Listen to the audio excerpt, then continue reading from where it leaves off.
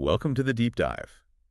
Ever wondered how computers learn to see things, like cats in photos, or even understand what you're saying? Yeah, it's pretty amazing stuff. Today we're diving into something called feed-forward neural networks. It's, well, kind of the core technology behind a lot of that. Absolutely foundational. We're using some introductory material from MIT as our guide here. Think of this as your quick but solid path to understanding this key AI concept. Our mission. Yeah. Demystify these networks. Sounds good. So where do we start? At the heart of it, these networks need to make sense of data, right? Right. They learn to encode data into what we call useful, informative feature vectors. Think categories, properties, maybe sentiment in text, that sort of thing. Okay, so features, but learned features, not ones we explicitly defined. I remember the MIT slides mentioning linear and nonlinear classifiers. How does that connect? Good question. So a single linear classifier just checks if something crosses a threshold. But even complicated nonlinear decisions can look linear if you cleverly redefine your features. Like instead of just x1 and x2, maybe you also use x1 times x2 as a new feature. Suddenly, your complex boundary might look like a straight line in this expanded feature space. Ah, okay. But the big deal with neural nets is that they learn these feature combinations themselves instead of us figuring out x1 times x2 is useful. Exactly. That's the core idea. Learning good encodings, good representations directly from the data. So how are they built? What's the structure? Well, picture layers. You've got your input layer, that's just the raw data, like pixels in an image. Okay. Then one or more hidden layers in the middle. That's where a lot of the computation happens. And finally, an output layer that gives you the result. And inside these layers are neurons. Yep, units are neurons. Yeah. Each one takes inputs, multiplies them by some weights. Think of weights as like importance scores, adds a little offset called a bias, Uh-huh. and then pushes that result through something called an activation function. Activation function. The slides mentioned a simple threshold, like an on-off switch. Is that common? It's a simple example like, does the evidence, fever, cough, cross the threshold for flu? But for learning, it's not ideal. Small changes in weights can cause huge jumps in output. Hard to fine-tune. Right. Makes sense. So what's used instead? We usually use smoother functions, things like sigmoid or tan, or a really popular one called ReLU, rectified linear unit, max of 0 and the input. Okay. Smoother curves. And one neuron is basically, what, a pattern detector? Pretty much. It's summing up weighted evidence, like a little linear classifier detecting a simple pattern. And when you put lots of these neurons together in a hidden layer. Then their combined activity creates a whole new representation of the data. Each neuron looks for something slightly different, and together they build a richer picture.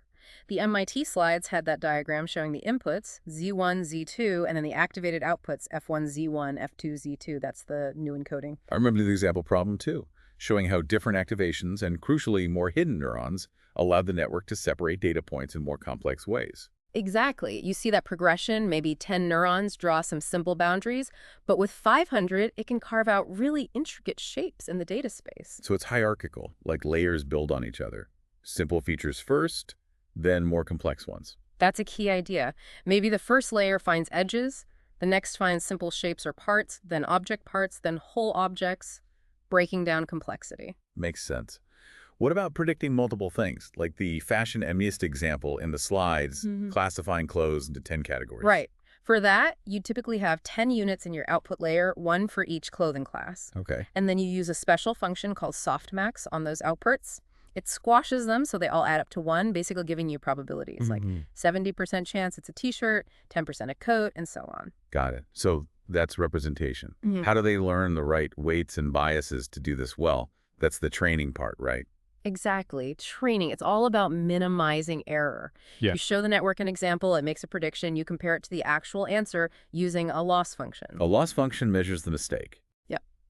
Like squared error for predicting numbers, or something called cross entropy for classification probabilities.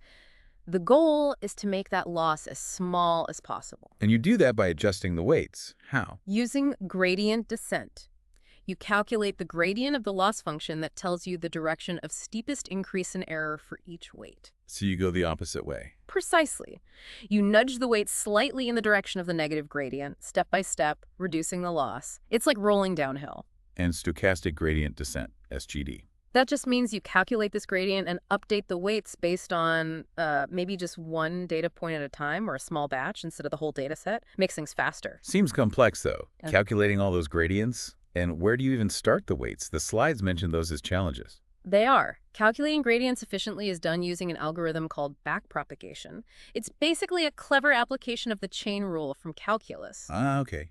Backprop. And initialization, yeah, that matters.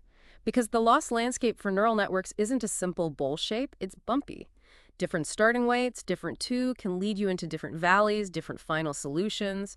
There are smart ways to initialize, like initialization for real units. And the step size. How big a step you take downhill. Also crucial, too small, learning is painfully slow. Too large, you might overshoot the minimum, bounce around, or even diverge. So finding the right step size is tricky.